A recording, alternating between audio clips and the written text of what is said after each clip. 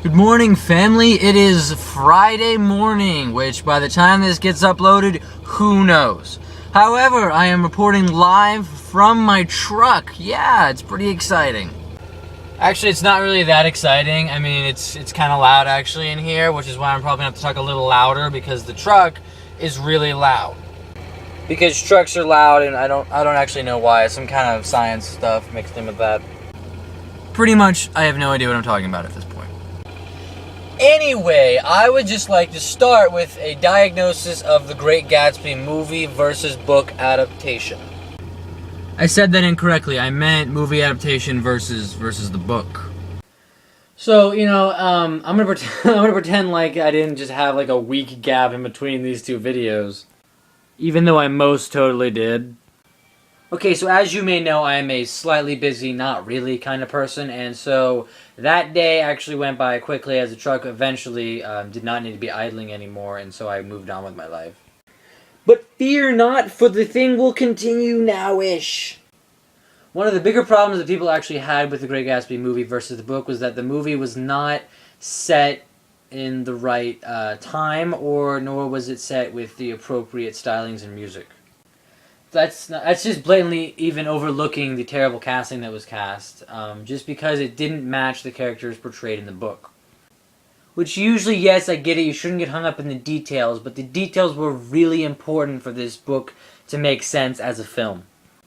Because as anybody knows about the story of the Great Gatsby, we know that the book is not about the story, it's kind of about the message and the theme and what is going on in the story.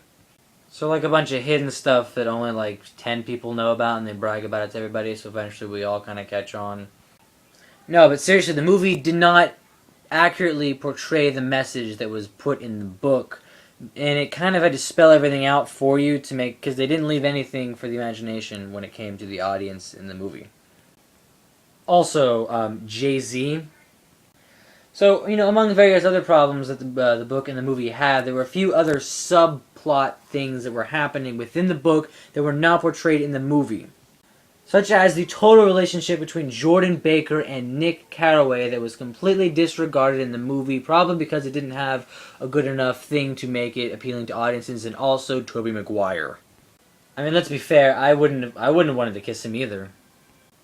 However, the really important part of that relationship was that it kind of formed Nick and who he was slightly becoming in the life that he was accepting. It also kind of leads into later when the relationship ends, as Nick realizes partially that Jordan isn't that important to him as much as Gatsby was. Which, I mean, to be fair, Leonardo DiCaprio did an accurate job of playing the Great Gatsby, and I thought he did a wonderful job, as usual. I mean, the poor chap has never gotten an award for all this amazing work that he does. I mean, it's so unfortunate. We should give him an award just because he has gotten so close so many times. I think we should take into account the fact that I said award instead of Grammy or Emmy, because I have literally no idea. I just know that everybody keeps saying, oh, he deserves an award, and I'm just like, I don't actually pay attention to that kind of stuff. Even though this other further response is a point to a week later from when the video is posted, I'd like to mention on both videos the mention of words. Wow, that could have been worded a lot better. Okay, I would just like to say, as far as sayings go, I would like to say that one saying that I particularly hate and don't enjoy at all is when people say that there can't be happiness without pain.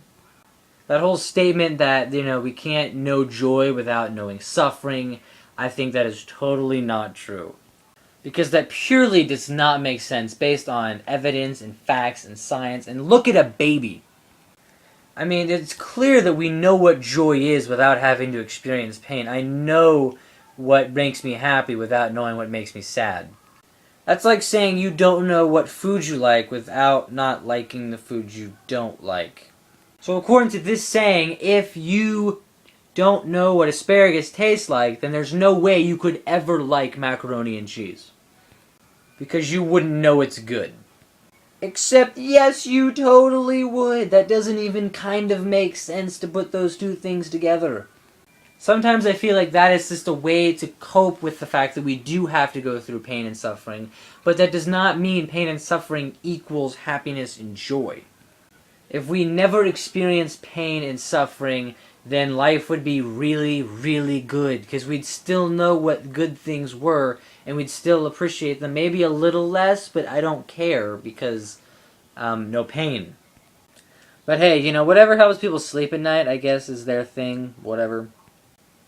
I also particularly enjoy when Christy was mentioning all those fun words that I then used later that day. And also the fact that words, we have a ton of them in the English language. We have so many words to describe different things, and yet we use so little words amongst those words, even though they're already lazy words. I mean, now that I'm taking Spanish class, it's sometimes easier to see how just crazily different everyone's languages are, and also how similar they are. But mostly, American language is really, really hard to learn if you don't grow up in it. Because we have so many rules and regulations on our speech, and there's so many different segments of that speech, and yet we don't use any of them. How many times today alone did you split an infinitive? Do we even know what that is? Because I don't actually know what that is. I just figure that's an English thing, and I hear people split them a lot, which sounds kind of like food. Yeah, just hanging out at the club, I split a couple infinitives, had a couple pieces of salami, that kind of thing. Okay, I didn't even add up. Why would you have salami at a club? Like, what kind of club is serving salami? The Meat Club. Okay, so even though this is 2 weeks late, I would like you to watch this video and please enjoy. I will see you all later.